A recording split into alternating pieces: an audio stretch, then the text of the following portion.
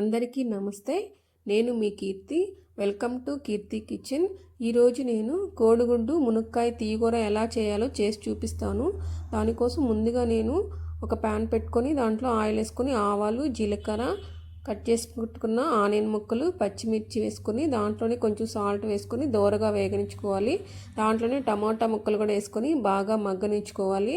ఇలా మగ్గిన తర్వాత అల్లం వెల్లుల్లి పేస్ట్ కూడా వేసుకొని బాగా వేగిన తర్వాత దాంట్లోనే కట్ చేసి పెట్టుకున్న మునక్కాయల ముక్కలను కూడా వేసుకొని దాంట్లో కొంచెం పసుపు, ఒక 2 టేబుల్ స్పూన్ల ధనియాల పొడి, 1 టేబుల్ స్పూన్ మిరప్పొడి వేసుకొని అడగంటకుండా కొంచెం వాటర్ వేసుకొని వేయించుకోవాలి మసాలాని.